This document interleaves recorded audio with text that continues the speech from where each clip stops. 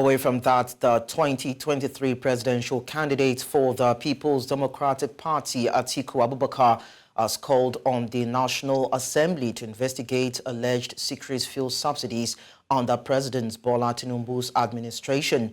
In a statement released by his media advisor, Paul Ibe, on Thursday, Atiku urged the federal government to take responsibility for its policies and their consequences, ensuring accountability to Nigerians. Atiku emphasized the importance of the National Assembly prioritizing an investigation into the matter rather than focusing on less critical issues. This call for transparency comes after a leaked document revealed that the government spent 3.6 trillion naira on subsidies in 2023 and projected expenditures of 5.4 trillion naira for the year 2024. However, the presidency, in a statement by the Special Advisor on Information and Strategy, Bayo Ononuga, refuted these claims, stating that the leaked documents are part of an ongoing policy formulation process and urged the public to disregard them. To further discuss this, I am joined by Kaj Ononuju, a political analyst. Kaj Ononuju, thank you so much for joining us on the news. Thank you very much for having me. So before now, the World Bank has talked about it. The International Monetary Fund has affirmed it. It's for some people an open secret that the current administration has been paying subsidy on fuel since, of course, inception up until this point. Now, Atiku Abubakar has come out to respond to this, claiming that a secret subsidy is being paid. For you and where you stand, what do you think the true picture or the true reality of things are in terms of this fuel subsidy? Is it being paid? Because it seems as though the government is not coming out to tell us the truth. Thank you very much for that question. I think the first thing to look at is if the government is participating in petroleum distribution equalizations. And the way to find out about equalization is how much is fuel in the south compared to fuel in the north. Because if the government is not paying equalization subsidy, then it means that the buyers of products will pay more money bringing the products to the north than it is in the south. So once you see, like as we've seen, petrol is cheaper here in northern Nigeria, in Abuja, than it is in eastern Nigeria, which is part of the south. So that means the government is involved in paying off equalization. Equalization is part of the subsidy. So now that we've seen the accounting figures of 5.4 trillion as the estimated total cost of subsidy to be paid by government for the whole accounting year 2024. That means what we had at first, that the government was too afraid of the fluctuations. And that's very true, because if they were not paying the subsidy, today the dollar has gone to 1,500 plus. You would have seen that reflect in the price shocks in the petroleum markets, but it's not so. So that means that the government has taken steps to actually cushion the effects of the price fluctuations on the petroleum market. That means the government is paying subsidy. When the government stops paying subsidy, you will not see any protections for the price fluctuations in the foreign exchange markets.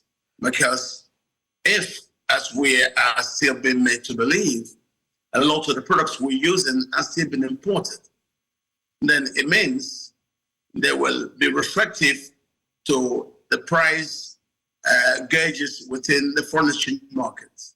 So since we have had a kind of stability in prices of petroleum products, that means the government's actions are responsible for the stability in the price of petroleum products for quite some time, as I'm speaking now from Abuja. And so my most important one is when I got to the east, I found out that in Imo State, products were as high as 740, while as I bought product this morning in Abuja at pay 617.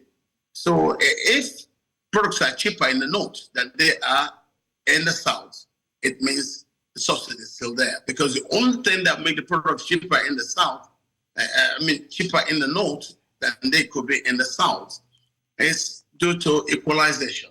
Okay. So if the government is still involved in paying equalization, subsidy has not been removed. Well, of course, it's been said that the fuel subsidy, whatever it is called, either fuel subsidy or equalization, has not been budgeted for in the 2024 appropriation bill. But then, right now, where we are, do you think that the National Assembly would be heeding a call for a probe or an investigation to this matter? Because for Nigerians, all they want to know is to understand if truly subsidy is being paid and why, if that is so, the price skyrocketed from 165 naira to over 607 naira, as you've mentioned. Well, to that, I will tell you, there are a lot of denials in the actions of government. But what I must tell you is don't be fooled by the rhetorics from politicians. I just want to tell you and your audience right now on television that from my own calculation, subsidy is still being paid, no matter about the rhetorics that the government people are trying to say. I believe, and I have done my background checks, yes, the government may not like the picture of people understanding that it is still intervening in the energy markets because it knows that it is the energy market fluctuations that undermine prices within the economy. And so if prices go haywire in the economy, it's a problem for the Tinubu administration. So if they have stepped in to try to arrest the price problems, the disparities in cost, in what I've just explained in regards to the cost of price of products in northern Nigeria and in southern Nigeria. The only reasons that the cost will remain the same is because equalization is being paid, and equalization is part of subsidy. The only reason why there are no effects in regards to the fluctuations in the dollar rate in the foreign exchange markets, which currently is more than 1,500 naira to the dollar, and for it not to have been reflected in the panic within the foreign exchange market in regard to the actions of the importers of petroleum product is because of government's presence to actually douse any of that kind of reaction. So yes, no matter what they tell you, subsidy has been paid.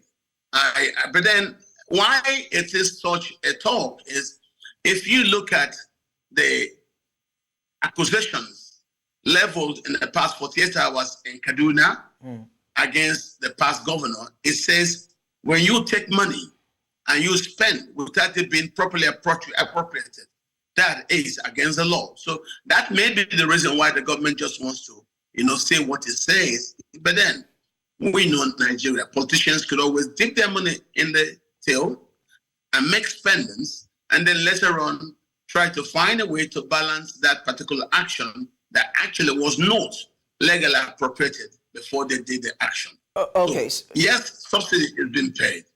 So for right now where we are, what do you think that the government should be doing as regards either debunking or corroborating the story? For some people, they feel like, well, whether or not they come out with the truth, it really doesn't matter. As long as this product is made available and it's affordable by Nigerians, then, of course, it really doesn't matter whether there's a subsidy being paid on it at all. And it even makes it more confusing because in time past, the talks around town is that subsidy itself is a scam.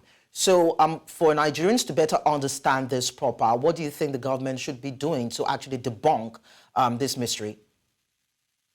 Well, if you ask me, I will tell you there's only one way for the government to actually arrest this problem. Those people who have been buying up all the dollars in the foreign exchange markets, where did they get the money from? That tells you the government is not fighting corruption.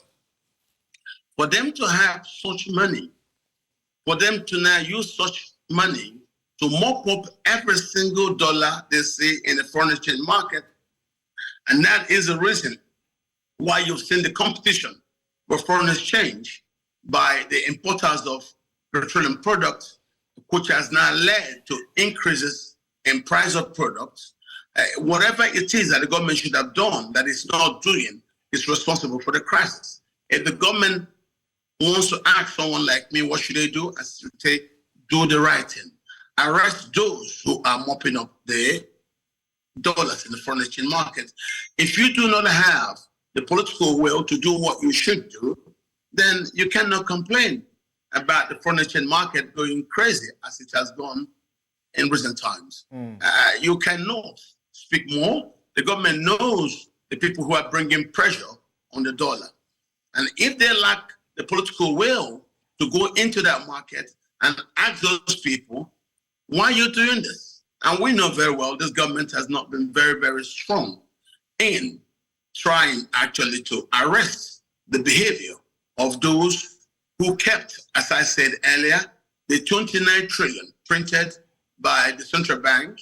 If you notice now, we have both the newly printed money and the old one still in circulation. So we have excess monetary supply, and those who have access to some of that money are actually trying to spin them into dollars. Okay. And that's the reasons why they're willing to buy any dollar they see in the market, and buying any dollar they see in the market puts pressure and brings them to start competing against importers of these petroleum products. And that's the reasons why you've seen the market has gone haywire. So if the government does not wake up and fight corruption and arrest those doing this, they will never be able to control what's going on. Okay. Coach Ononuchu, political analyst, thank you so much for sharing your thoughts with us. Thank you very much for having me.